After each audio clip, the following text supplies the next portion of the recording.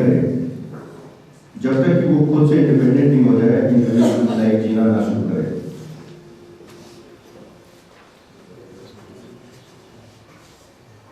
Now, the next point is security blanket. Very important point. Security blanket का मतलब हुआ to make the child feel safe and emotionally supported. जब बच्चे को हम सेफ गार्ड देते हैं, जब बच्चे को बचाते हैं, उसको हर तरह से ये विश्वास हो जाए कि ये जो आदमी है ये हमको कहीं से सफर नहीं कराएंगे, ना मेंटली ना इमोशनली या फिजिकली, तो वो आपको सिक्योर महसूस करता है और वैसे एनवायरनमेंट में बच्चा ज़्यादा अच्छा फ्लरिश करता है। Security is one of the child's most basic needs, ranking just above food, water and shelter. ये खाना, कपड़ा और घर, छत से ऊपर इसका रैंक है, shelter. The child who uses the security blanket is balancing the need of security with the desire of independence. अब जो the security friend is an important way of child to have soothe himself. कहने का मतलब ये है कि security सबसे ज्यादा बच्चे को कंफर्टेबल महसूस कराता है। अगर कोई इसका दोस्त है जिसमें वो अपने आप को कन्फाइड करता है, if he gives a feeling or if he says something to one of his friends and he becomes a security, वो उसके भावनाओं के साथ खेलता नहीं है बल्कि उसके साथ रहता है, तो उससे it gives a soothing feeling to the child. जैसे कि बच्चे को पेरेंट्स करते हैं, शांत करते हैं, वैसे ही अगर कोई दोस्त है बच्चे का जो उसके अच्छे बुरे टाइम में भी उसको सुने, समझे, तो वो उसको सूट करता है, वो उसका सिक्योरिटी ब्लैंकेट बन जाता है। With a security friend, the child is in control, the child is doing the holding. अगर कोई इसका सिक्योरिटी फ्रेंड है तो उससे चाइल्ड मोटिवेट होता है, प्रोत्साहित होता है, and that friend is a source of warmth and comfort. वो जो दोस्त है उसका, वो उसका एक good time, good warmth वाला प्लेस, यानी खुश रखने वाला जगह है। Now, एक और इसमें है, एक और स्टेज होता है being naughty. Now, this naughtiness it starts from very childhood. By the age of 1, children start recognizing what is good and what is bad. Most of the time the parents make them understand कि करो या नहीं करो। तो 1 से 3 साल तक में बच्चा को मना किया जाता है नहीं करो, तो बच्चा नहीं करता है। लेकिन अगर बच्चा करता है तो उसको हम नॉटी टर्म कर देते हैं, ठीक है। Normally if a child is mischievous, अगर कोई बच्चा शैतान है या disobedient, we call them naughty, तो हम उसको शैतान कहते हैं या बदमाश कहते हैं। Then we all know child are very creative. Imagination and creativity is embedded in a child. बच्चा जब जन्म लेता है उस समय से ही उसके दिमाग में imagination और creativity रहता है। Using imagination and developing creativity is essential for cognitive, social and emotional development of children.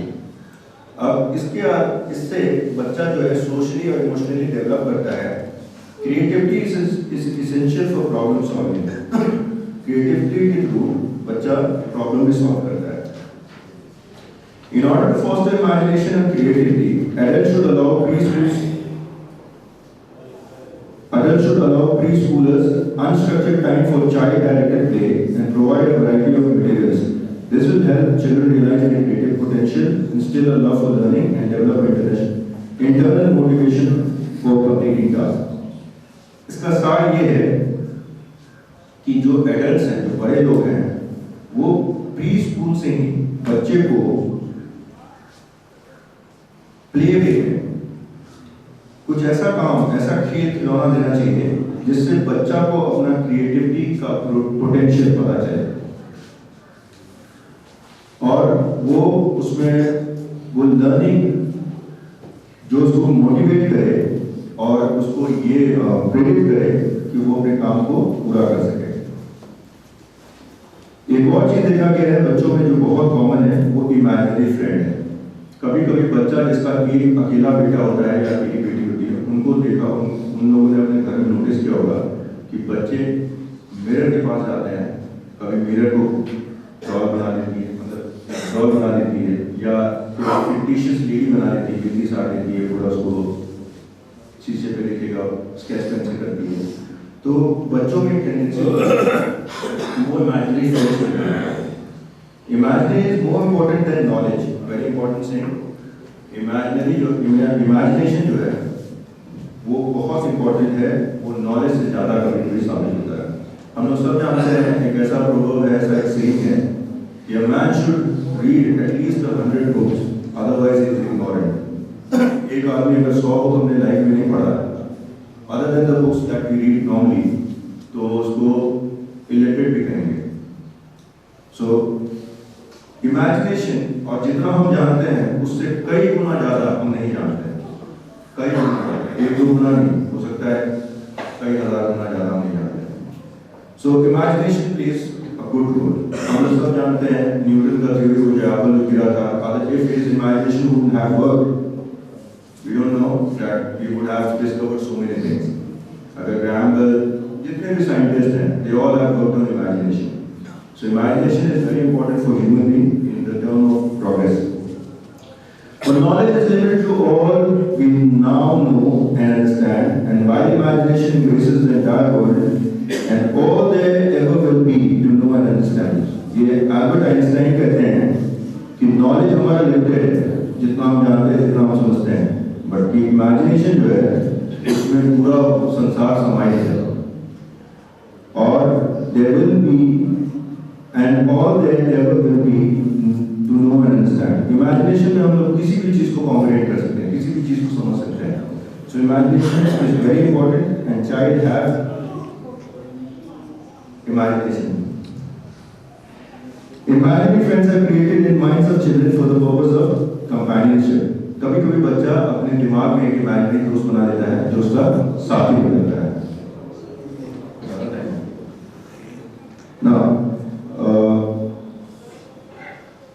sometimes this friend becomes his consoler, protector, and at times this friend helps in coping the stress।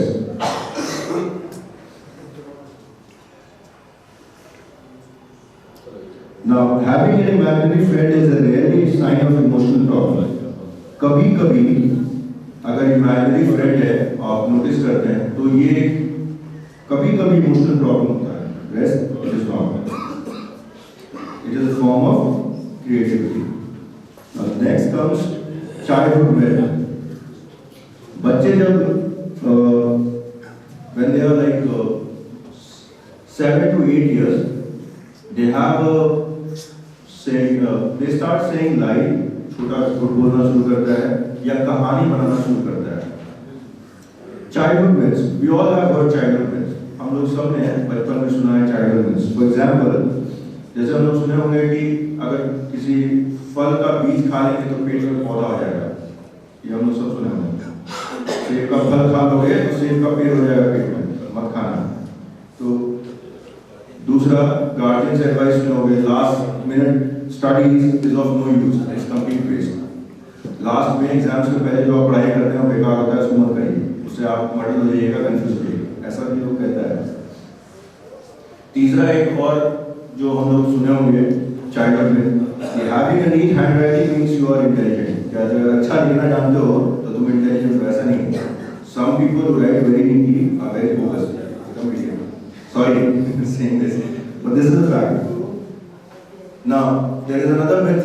They say that if you chew your gum, chewing gum, अगर chewing gum को आप chew कर लेंगे तो हो सकता है आपका intestine जुड़ जाए। ये भी आप सुनते होंगे। So the children get scared। These are childhood myths। We all have seen it, we all have heard it। Then there comes conformity। In order to live within a society, a child must be able to follow certain standards and regulations। Society में रहने के लिए child को एक certain standard को follow करना होता है। This is conformity.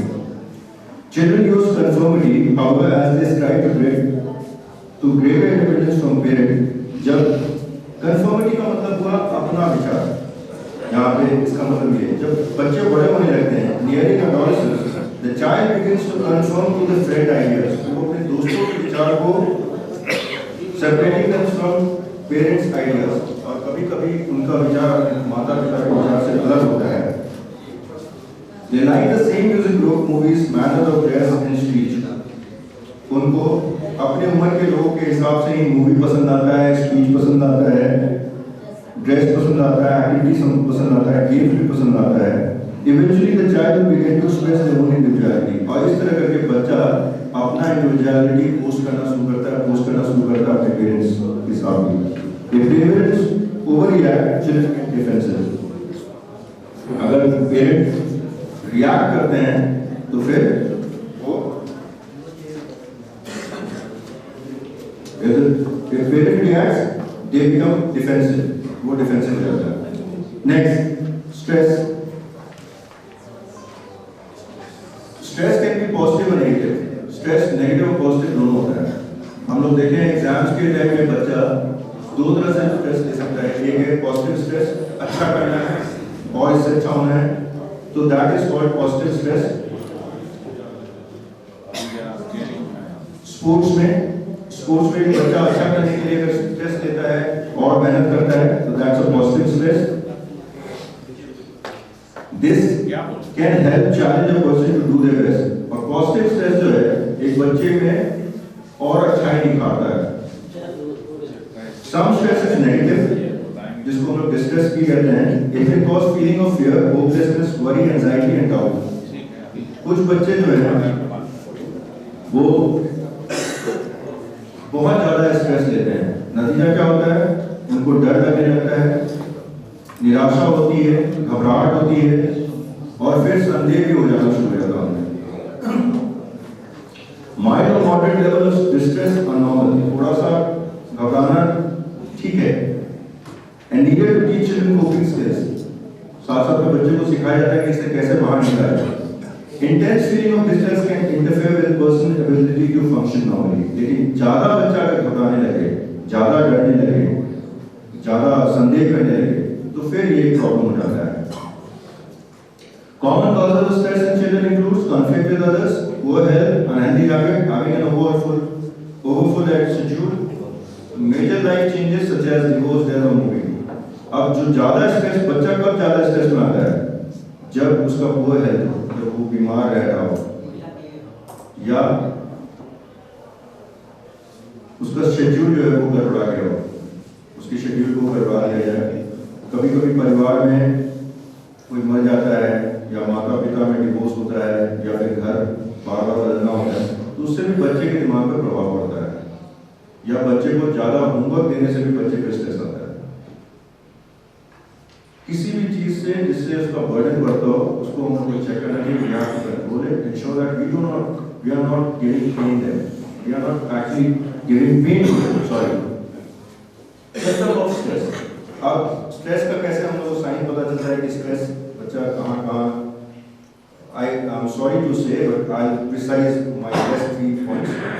I will give it in a very short time. Symptoms of stress. A child under stress may exhibit one or more signs. एक बच्चा अगर स्ट्रेस में है तो उसमें बहुत सारे साइन दिखाई देंगे, जैसे loss of interest in previously enjoyed activities. बच्चा जो पहले करने में उसको अच्छा लगता था वो करना छोड़ देगा, उसमें उसको इंटरेस्ट नहीं आएगा। एक्सप्लोसिव क्राइंग और स्क्रीमिंग।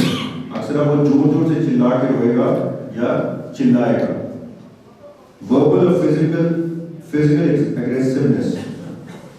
बच्चा जब स्ट्रेस में होता है तो वो या तो बोल के जोर जोर से बोल के या फिजिकल एग्रेसिवनेस से भी मतलब फिजिकली दिखाएगा, गुस्सा करेगा।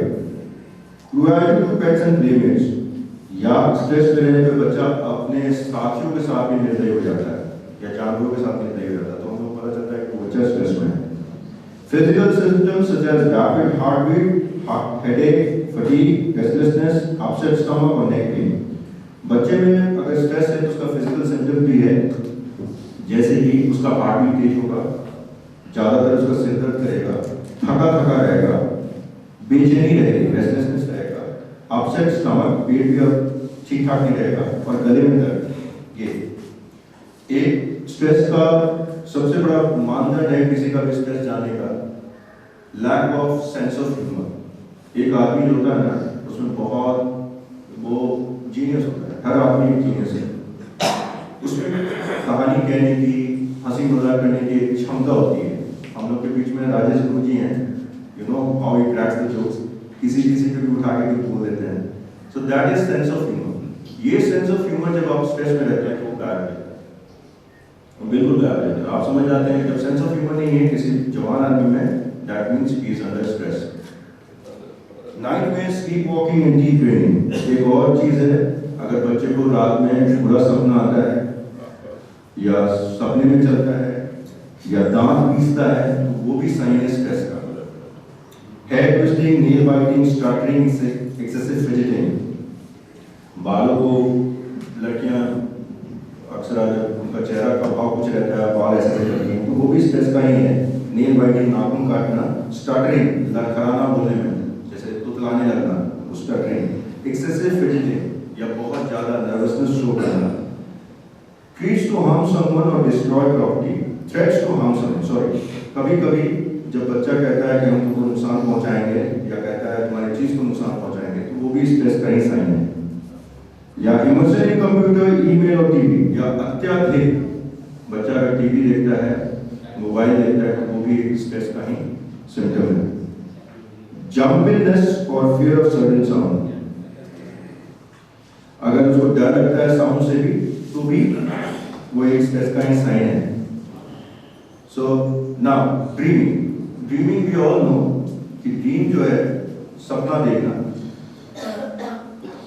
अभी एक सवाल आपसे हम पूछना चाहते हैं, हमको नहीं लगता है इस यहाँ बैठे हुए किसी को ड्रीम्स आता होगा, किसी को सपना आता है?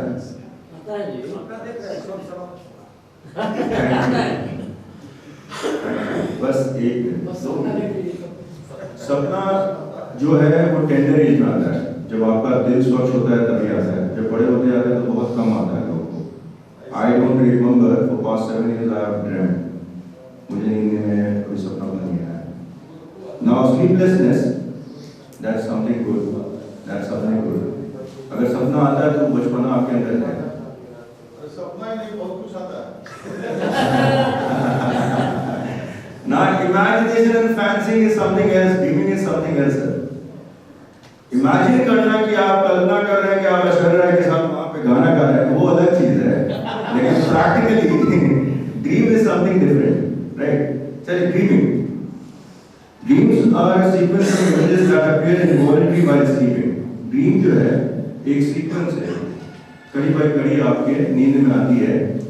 Many people dream, I mean, when the child sleeps, he take, there are not a number of dreams come in. बहुत सारा सपना उसके सपने में आता है, but he only remembers 1 to 2 or possibly 3, not more than that. All of them fade away. Now, while sleeping, often mixture of real, imaginary characters, ऐसा कुछ आपको सपना आता है। Then the second is night terror. You all might have seen it in our houses. बच्चे जो है जब सोते हैं, a few hours after a child falls asleep, he may sit up startled mood. वो कभी-कभी उठ के बैठ जाता है, रोने लगता है या कुराने लगता है। His heart may race and he may sweat. उसका दिल का धड़कन बढ़ जाएगा या पसीना चलना शुरू हो जाएगा। This event can last anywhere from 10 to 30 minutes. और ये जो होता है 10 से 30 मिनट। छोटा बच्चा खासकर 2 साल से 5 साल में ज़्यादा देखा जाता है, किसी भी एज हो सकता है लेकिन इसमें ज़्यादा देखा जाता है। The child may not be aware of parents' presence. इस दौरान बच्चे को लगता नहीं कि उसके माता पिता उसके साथ हैं। The child will probably have no memory of waking up at all, waking up at all. और बच्चा जब उठ के बैठता है तो उसको याद ही नहीं रहता कि सुबह को उठ के बैठा है। So these are night terrors for a child. Nightmares. Nightmares are actually bad dreams. बुरा सपना को nightmares कहते हैं। Starting between the age of 3 and 6, अक्सर 3 से 6 साल के बीच में आता है और लगभग 50% बच्चे को ये अफेक्ट करता है। Under stress, especially after traumatic experience, and may reflect how a child views events of the day. ये अगर बच्चे के सामने कोई बुरा चीज होता है तो ज्यादातर वो उस रात उसको नाइटमेयर्स आता है। ये कॉमन चीज देखा जाता है। Nightmares tend to occur a few hours before a child awake, और नाइटमेयर जो है बच्चे के उठने के कुछ देर पहले होता है। When dreaming is more intense, जब सपना बहुत गहरा होता है तब ये ऐसा होता है। When awakened by bad dreams, children can often remember some details and may want to talk about them. जब उसको बुरा सपना आता है बच्चा थोड़ा थोड़ा उस अपने को याद उसके कॉन्सेंस में रहता है और वो इसके बारे में बात भी करना चाहता है। When you comfort a child during a nightmare, जब बच्चे को अगर किसी बच्चे को नाइटमेयर आया आप उसको कंफर्ट करते हैं, उसको शांत करते हैं, he or she will most likely respond well to your reassurance. तो वो बहुत अच्छे से reassurance को आपकी बात को बहुत अच्छा से लेगा। Now, these are the concepts. This is how development takes place. Emotional development takes place. Now we'll move on to another point, that is value.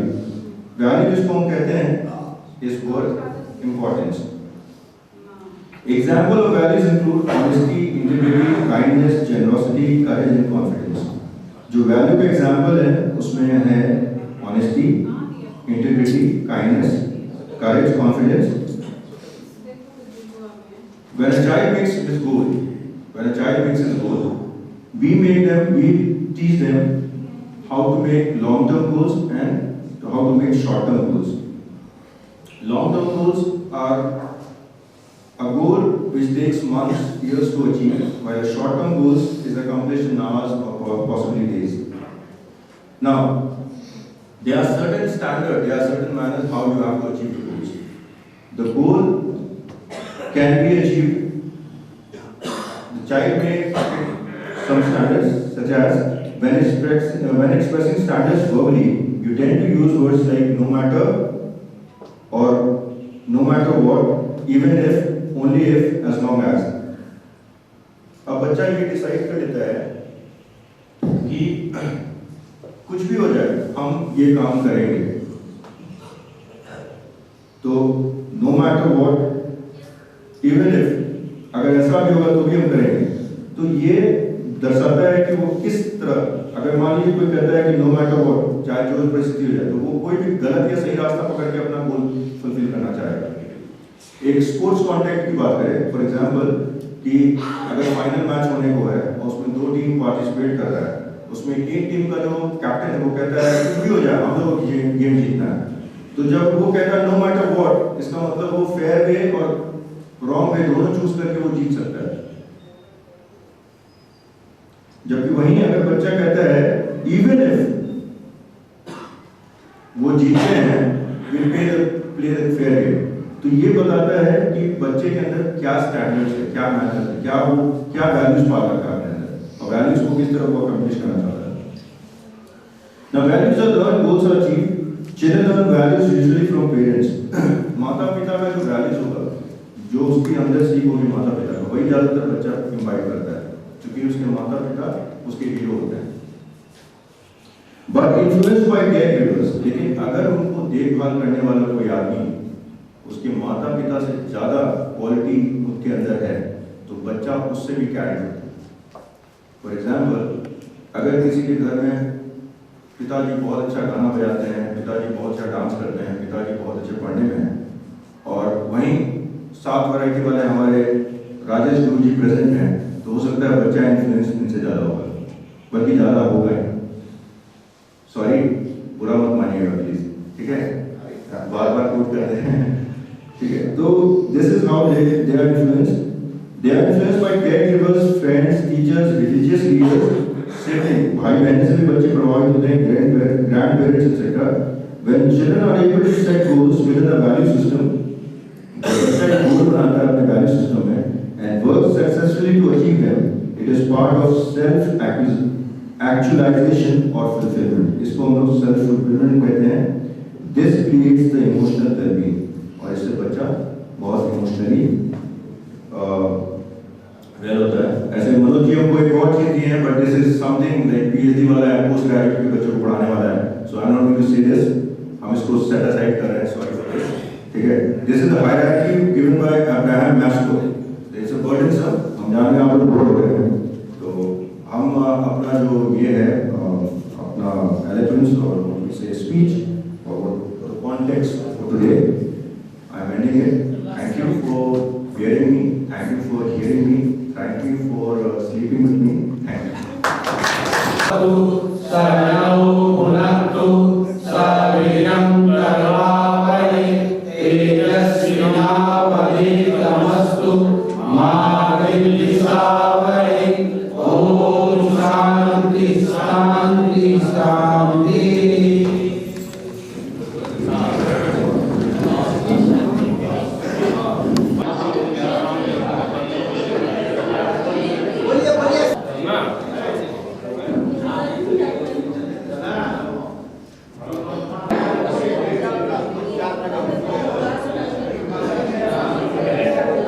बीच में इसी रिसोर्स पर्सन के लिए हम लोग ने तारीफ नहीं की।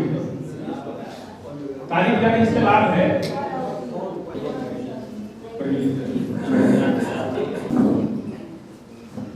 After the lunch break it is time for the fourth session.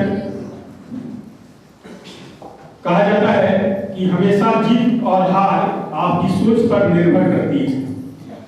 हमेशा जीत और हार आपकी सोच पर निर्भर करती है।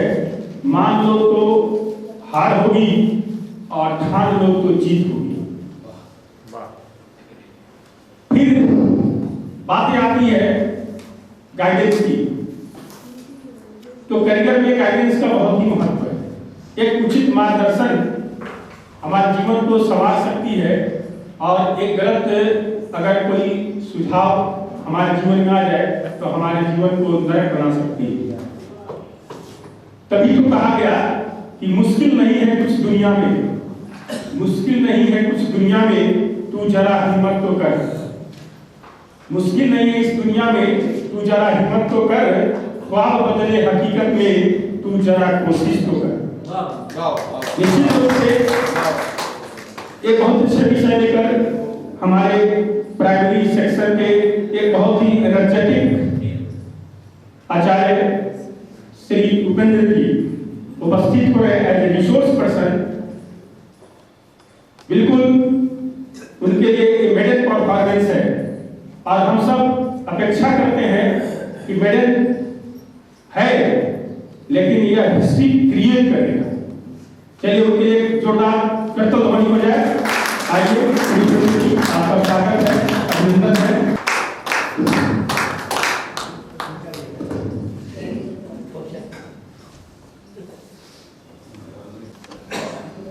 First, I want to thank the principal of this senior section who is not here, although he is very thankful to me, he is very grateful to me that he has given a chance as a resource person. Even there was not my name in the list of the teachers, my colleague, my dear and STNC of this in-house training. I am grateful to him that he has boosted me and given a school.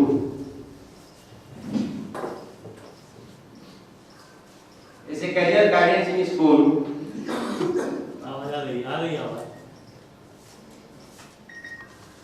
Career का बहुत ही महत्व है और इस topic से ये पता चलता है कि हमारे कैरियर कितना इम्पोर्टेंस है।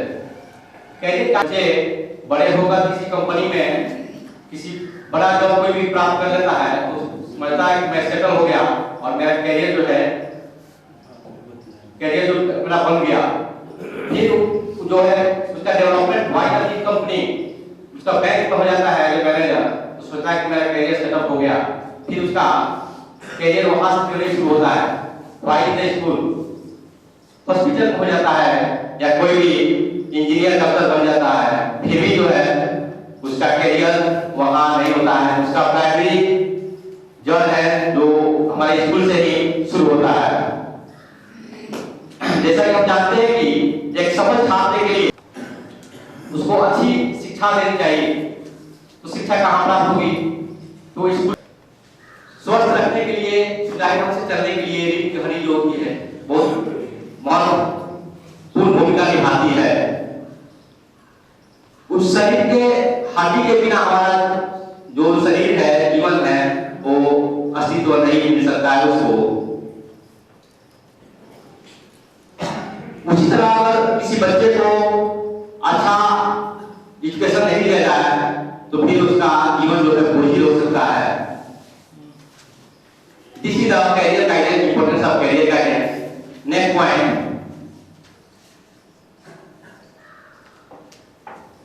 In that way, you all are marking a bond which is growing.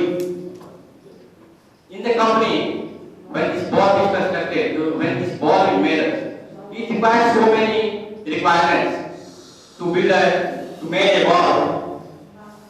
Then it will grow. Just like glass, condenser which is made of filament, and then it will fulfill a gas, then it will grow. Company में हम लोग देखते हैं कि bond जो बनता है वो कांच की आवश्यकता होती है, फिर फिलामेंट उसमें लगता है, और फिर भी जो है बॉन्ड अधूरा ही है, क्योंकि उसके जलने के लिए उसको इलेक्ट्रिक की आवश्यकता होगी। जब इलेक्ट्रिक उसमें लग जाएगा तभी बॉन्ड ग्रो होगा। यानी एक कहीं ना कहीं अगर एक एलिमेंट अगर नहीं लगे उसमें तो बॉन्ड रहते हुए भी ग्रो नहीं करेगा। हम लोग जिस बिल्डिंग में हैं वो बिल्डिंग बनने के लिए बहुत सारे मटेरियल की आवश्यकता होती है। उसके लिए सीमेंट की आवश्यकता होती है, रॉड की, आयरन की आवश्यकता होती है, कंक्रीट की आवश्यकता होती है।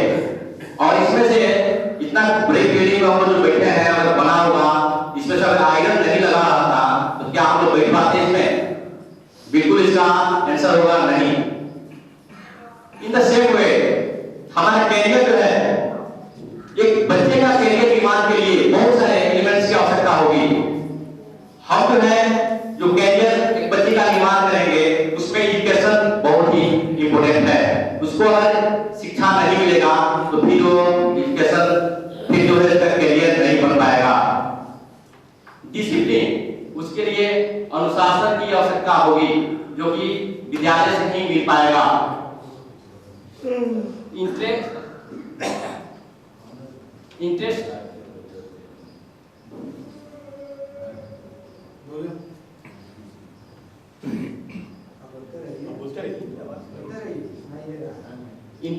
इंटरेस्ट की आवश्यकता होगी। तो इंटरेस्ट जगाने के लिए भी स्कूल में शिक्षक की ही आवश्यकता होगी। बच्चे के अंदर इंटरेस्ट पैदा करेंगे कि उसको कैसे हैंडल करना है, उसको क्या बनना है, उसको पढ़ने का मन नहीं कर रहा है तो उसको फिर मोटिवेट करेंगे। और फिर जो है अगर इसको खेलने गया, खेल में मन नहीं लगता है, पढ़ाई में मन नहीं लगता, फिर उसके लिए इंटरेस्ट पैदा करेंगे।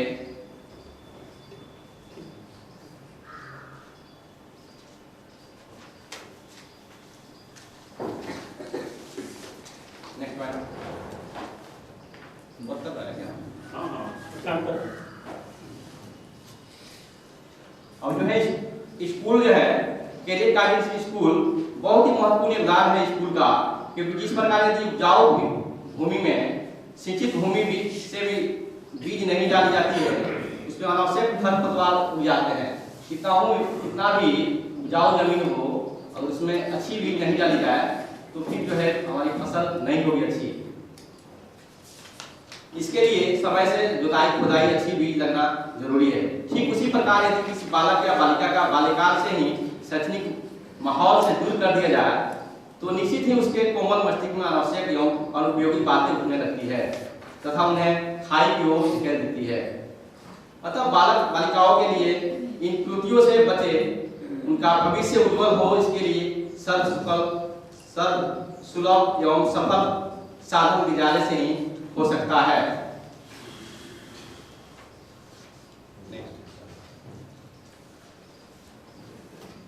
नेक्स्ट पॉइंट है शिक्षक, टीचर।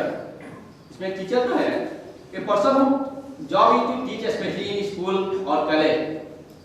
तो हमारा जॉब सिर्फ स्कूल और कॉलेज में पढ़ा देने से हम शिक्षक का इंपॉर्टेंट भूमिका जो है नहीं निभा सकते हैं।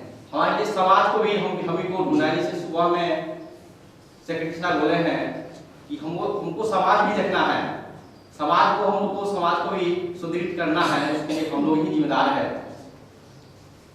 कहा जाता है, ऐसे श्री राम शर्माचार्य ने भी कहा है, शिक्षक राष्ट्र का निर्माता है तो छात्र राष्ट्र का भाग्य विधाता है। कैरियर गाइडेंस में इसका क्रियाकलाप एवं प्रेरणा से व्यक्तियों से बहुत ही महत्वपूर्ण योगदान शिक्षक का ही है।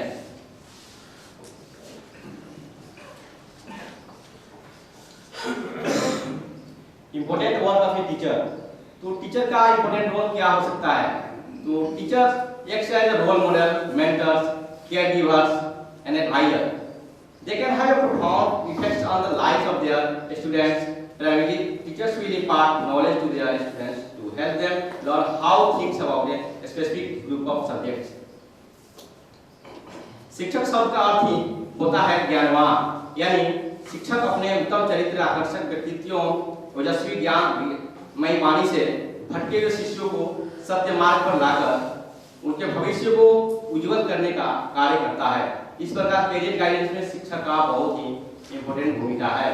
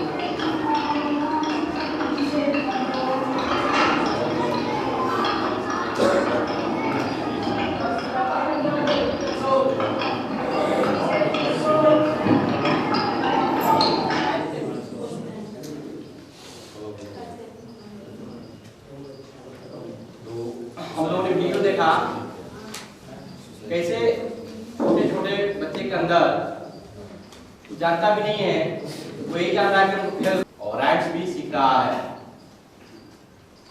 उत्तम शिक्षा देने की बहुत सारी पद्धतियां बताई गई है, जिसमें ज्ञान के साथ साथ आपसे प्रेम एवं चरित्र निर्माण का ज्ञान कराया जा सकता है, जो कि इस वीडियो के माध्यम से प्रदर्शित किया गया है। छोटे बच्चे के इस प्रकार ABCD, काउंटिंग, रैम्स आदि याद कर रहे हैं। बच्चे इतना करने से जहाँ भी रहेंगे तो अपने अंदर गुनगुनाते रहेंगे। घर पे भी जाएंगे तो ABCD, EFGH ये गाते रहेंगे, उनको पता भी नहीं है कि हम ABCD याद कर रहे हैं और उनको याद भी हो गया। और उनके पेरेंट्स को लगेगा जो हमारे बच्चे जो है कुछ न कुछ सीख रहे हैं, खेल के माध्यम से सीख रहे हैं। Everyone follows discipline in his or her life in a different form. Besides, everyone has one perspective of discipline. अनुशासन का बहुत ही महत्व है। बिना अनुशासन हम लोग जीवन में कुछ नहीं कर पाएंगे। छोटे में जाना है, फिर क्लास में जाना है, हमको शोरगुल नहीं करना है। वही बच्चे जो वहां से करते अगर 3-4 लाइन में जाते तो खराब दिखता। टीचर्स के द्वारा के समान है। अगर डिसिप्लिन अगर उसके करियर से हटा दिया जाए तो फिर जो है इसका विकास किसी बच्चे का होना संभव नहीं होगा।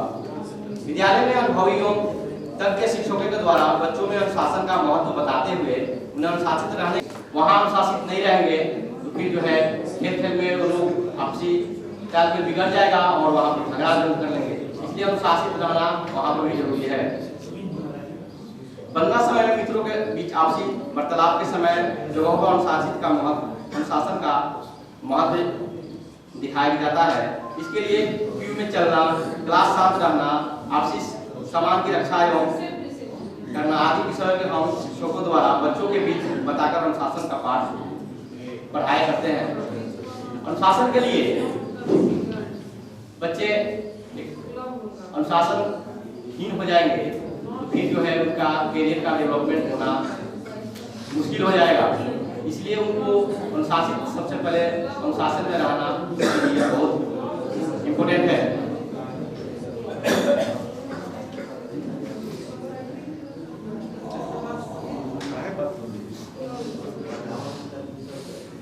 Education refers to the discipline that is concerned with method of teaching and learning in school-like environment as opposed to various non-formal and informal means of socialization. शिक्षा मनुष्य को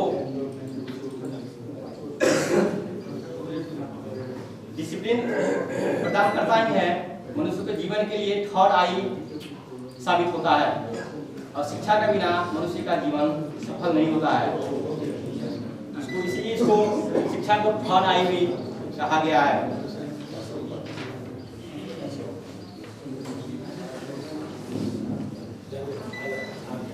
शिक्षा मनुष्य की थर्ड आई के समान होती है क्योंकि यदि मनुष्य के पास ज्ञान नहीं है तो आंख रहते हुए भी वह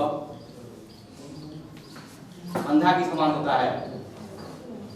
किसी भी विद्वान ने कहा है यस्य नास्ति योम प्रज्ञा शास्त्रम तस्य करोमि करोति किम लोचनाभ्याम विनस्य दर्पणम किम करिष्यति। यानी जिसके पास अपना आंतरिक ज्ञान नहीं हो तो मोटी मोटी पुस्तकें भी उसके लिए फलदायी नहीं हो सकती। जैसे कि दृष्टिहीन के लिए दर्पण पूर्ण फलदायी नहीं हो सकता, अतः सभी क्षेत्रों में उसके लिए संबंधित ज्ञान होने पर ही हमारा भविष्य उज्जवल हो सकता है। यानी कैरियर गाइडेंस में हमारा जो एजुकेशन है एक महत्वपूर्ण भूमिका निभाता है। बिना एजुकेशन के हम मनुष्य के लायक तो नहीं रहेंगे। जिसे कहा जाता है बिना शिक्षा का लोग पशु के समान होते हैं।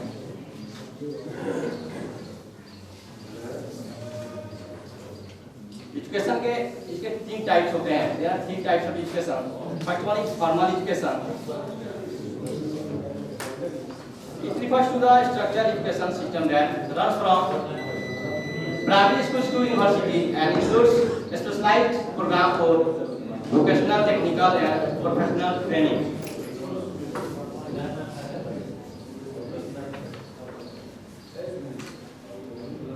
Informal education, second one, it is a general form of education that can occur outside a structured curriculum.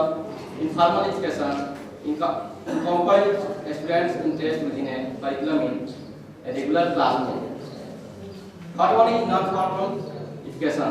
It refers to planned structured program and process of personal and social education for young people designed to improve a range of skills and competence outside the formal education curriculum. तरह education को भागों में बांटा गया, formal, informal, non formal, और इसका importance हमारे जीवन में, बच्चे के जीवन में बहुत ही अहम भूमिका निभाता है। इस तरह के अनुशासन और एजुकेशन हो गया। Same way importance of money gives us the power to pursue our dream. Having money makes it possible for us to start a business, to be a doctor, engineer, to build a dream home. Money का, पैसा का हमारे जीवन में बहुत ही अहम भूमिका है। हमारे कैरियर के लिए बच्चे कितना भी योग्य हो जाते हैं, देखा जाता है कि पैसे के मार में उसका इतना बिगिनियस है, पैसे के मार के चलते वो बच्चा पिछड़ जाता है। और देखा जाता है कि कम पढ़ने वाला बच्चा, इसका फादर डॉक्टर है, इंजीनियर है, पैसे के बल पर डिग्री खरीद कर और उसको सेटल कर देते हैं। तो हाँ, बच्चे जो है पैसे की वजह से मार खा जाते हैं। इसलिए पैसा जो है बहुत ही जरूरी है। कैरियर गाइडेंस में मनी का बहुत महत्वपूर्ण स्थान है। जैसे तो हम जिस भी क्षेत्र में विचार करें तो धन का महत्व दिखता है, चाहे वो शिक्षा का क्षेत्र हो या चिकित्सा का, यातायात का क्षेत्र हो या मनोरंजन का, सभी क्षेत्रों में धन की महत्वपूर्ण भूमिका है। लेकिन शिक्षा के क्षेत्र में मनी का विशेष महत्व दिखता है। कभी कभी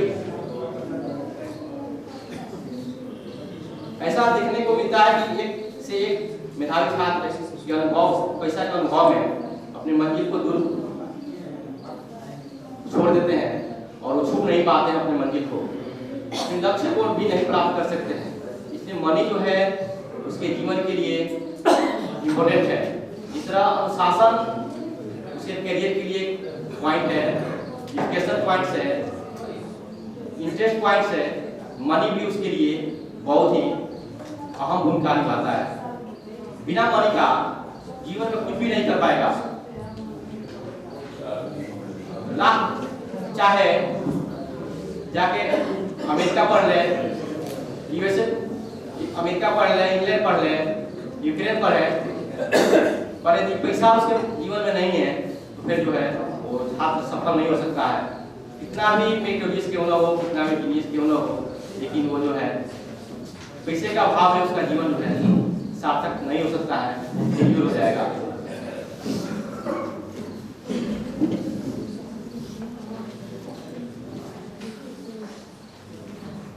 Next point is importance of quiz. It allows participants to share their views with other participants in the group. It helps to understand the attitude and behavior of the candidates towards the participants in the group. It improves listening skill of the candidates.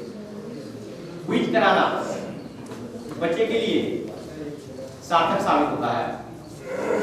हम लोग कुछ भी इसको सिखा दे, पढ़ा दे, अगर quiz के माध्यम से उसके क्विज करा देते हैं बच्चे के अंदर, तो फिर जो है उसका जो भी ज्ञान है पूरा हो जाता है। कैरियर गाइडेंस में क्विज की बहुत ही महत्वपूर्ण भूमिका है। क्विज बंद ताले के चाबी के समान होता है। जिस प्रकार चाबी के अभाव में हम ताले को खोल नहीं सकते हैं, ठीक उसी प्रकार क्विज के बिना हम छोटे छोटे बच्चे के अंदर छिपे प्रतिभा को जगा नहीं सकते हैं। बच्चे के अंदर छिपे प्रतिभा सजग हो, अपने दायित्व के प्रति तत्पर हो, इसके लिए बच्चे के बीच समय समय से क्विज कराते रहने की आवश्यकता होती है। बहुत दिनों से देखा गया था प्राइमरी सेक्शन में कोई भी मेडल स्कूल में नहीं आते हैं। बड़ा स्कूल है लोक शिक्षा समिति का, फिर भी जो है यहाँ पर क्विज हो या कहीं भी क्विज होता नहीं था। फिर हमारे माननीय प्रधानाचार्य जी आए स्नातक होकर परमिशन से, उन्होंने सबको बूस्टअप किया, सभी आचार्यों को बूस्टअप किया और क्विज के प्रति उन्होंने थोड़ा समय भी दिया। बूस्टअप ही नहीं किया, अपने भी समय उन्होंने दिया, जाकर बच्चे से पूछताछ किए और सब लोग बूस्टअप हुए। और परिणाम क्या आया कि जो बच्चे का ऐसा लग रहा था कि कोई बच्चे हमारे यहाँ है ही नहीं, हमारे यहाँ ऐसे शिक्षक है ही नहीं कि वो उनके अंदर प्रतिभा है, क्या वो क्विज में फर्स्ट भी कर सकते हैं, और जिला क्या, प्रांत क्या, क्षेत्र में भी जाकर परचम लहराए। तो हमारा साइंस क्विज हुआ, उसमें छोटे छोटे बच्चे जिनको पता भी नहीं था कि उनके अंदर भी क्या क्वालिटी है, 7-8 का साइंस का सिलेबस उन्होंने बताना शुरू कर दिया कुछ ही दिनों में। हमारे गणित के शिक्षक नहीं है, साइंस के शिक्षक थे, साइंस के शिक्षक है गौरीशंकर जी, फिर भी उन्होंने फर्स्ट अटेम्प्ट में ही क्षेत्र तक उन्होंने परचम लहरा दिया। तो प्रतिभा तो है, छुपी हुई है बच्चे के अंदर भी। उन्होंने बाद में बताया कि हम तो ऐसे बच्चे को लिए हैं कि सब लोग अपने टारगेट ले लिए कि सब लोग फर्स्ट सेकंड थर्ड कर लिए हैं। उन्होंने बोला कि नहीं, हम तो बच्चे सब तो चुना गए हैं, फिर भी उन्होंने बच्चे के अंदर देखा, छोटे बच्चे को उन्होंने प्रोत्साहन किया, उनको सिखाया, बच्चे जो है क्विज में आगे कर गए और जिला लेवल के प्रांत के फिर जाकर उन्होंने क्षेत्र तक परचम लहराकर इनका बच्चे आए। तो कहने का भाव है कि जब हम बच्चे को कुछ सिखाएंगे और उसको क्विज करा देंगे तो बच्चे जो है उसका मेमोरी जो है, जो ग्रेसिंग पावर जो है उसका सीधे 100 या 110% हो जाएगा। हम पढ़ा दिए और उसको रिकॉल नहीं करेंगे फिर जो है हमारे जो है बात जो है बच्चे भूल जाएंगे। आज पढ़ा दिए, आज सिखा दिए और कल जो है इसका फीडबैक दे देते हैं, फिर जो है और बच्चे आगे बढ़ जाएंगे। तो क्विज जो है बच्चे के अंदर एक बहुत ही अच्छे भाव पैदा करेंगे, उससे बच्चे का मनोबल बढ़ता है, अंदर की जिज्ञासा उसकी खुलता है और जो है उसके इंटरेस्ट जो है बढ़ते जाता है।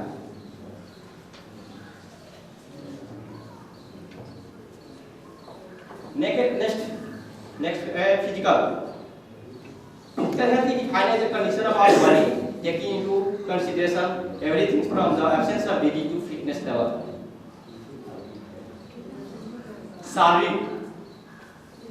शारीरिक में कहा था, ऐसे कहा जाता है करे योग ग्रहण योग।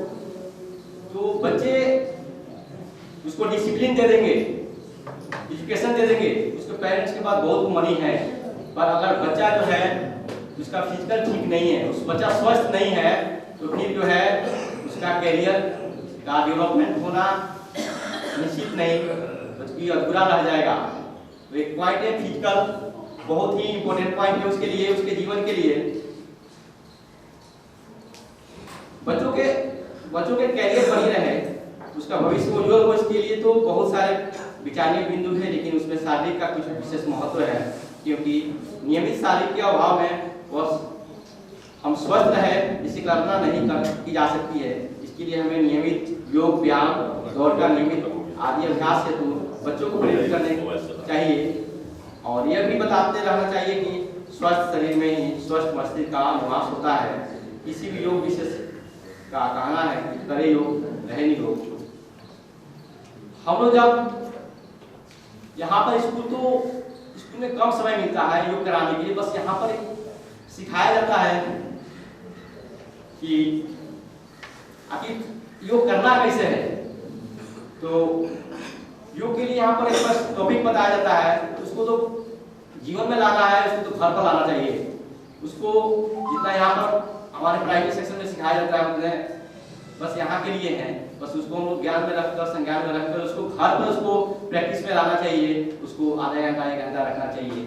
स्वस्थ रहने के लिए शाखा भी जाना आवश्यक है, और सुबह में 1 घंटा की शाखा जाते हैं, हमारे बच्चे जाते हैं, तो शारीरिक तो सुबह में 1 घंटा तो निश्चित रूप से ही करनी चाहिए।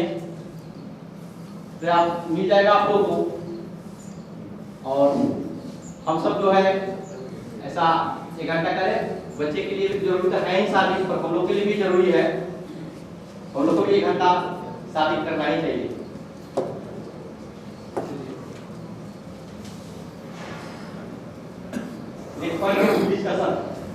बच्चे को हम लोग खिलाने ले जाते हैं, तो बच्चे को खिलाने तो लेकर जाते हैं, या हम लोग उसमें खेल में जैसे प्राइमरी सेक्शन के बच्चे हैं उसको खेल में खिलानी भी हो जाएगा। ग्रुप डिस्कशन बच्चे के लिए बहुत ही जरूरी है। इसी टाइप ऑफ डिस्कशन है कि वो आइडिया को, अपने एक्टिविटी को उसमें दर्शाएंगे। एक्सप्लेनिंग द ग्रुप डिस्कशन का कनेक्टिंग वन बेसिक आइडिया।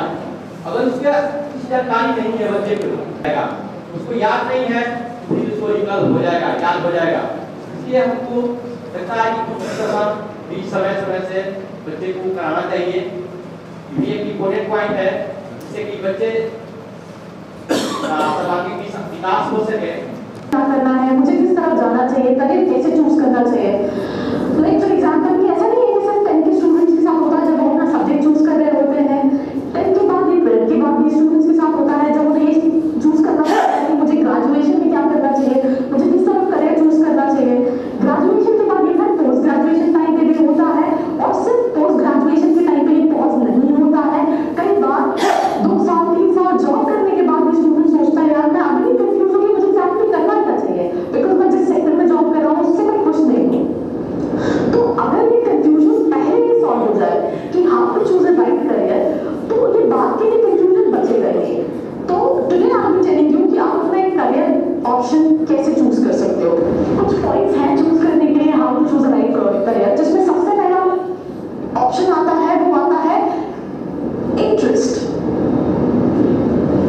बहुत सारे स्टूडेंट्स जिनसे मैं इंटरेक्ट करती हूँ उनका ये कहना होता है कि मुझे वो करियर ऑप्शन चूज करना चाहिए जिसमें मेरा इंटरेस्ट है। लाइक फॉर एग्जांपल मुझे क्रिकेट पसंद है तो मुझे क्रिकेटर बनना चाहिए, मुझे डांस पसंद है तो मुझे डांसर बनना चाहिए।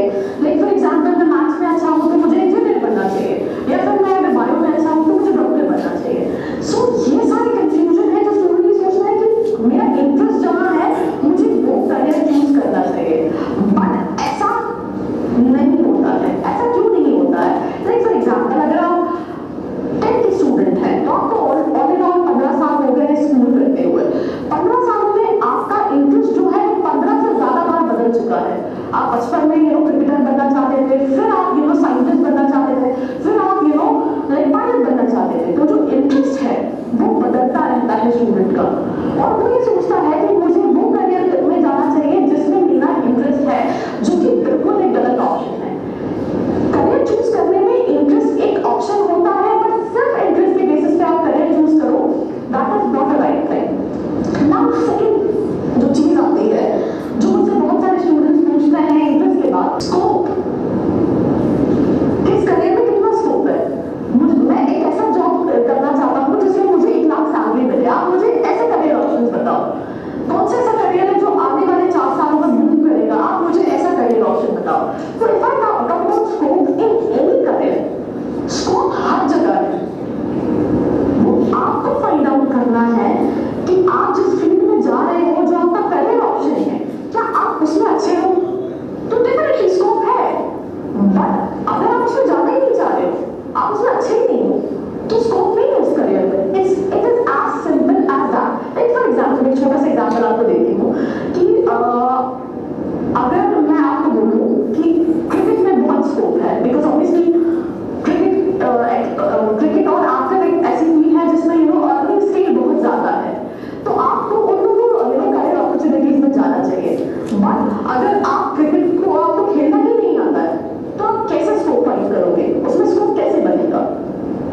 तो इसका कंक्लूजन ये है कि स्कोप उस चीज में है जिस चीज में आप अच्छे हो, और स्कोप हर करियर अपॉर्चुनिटी में है।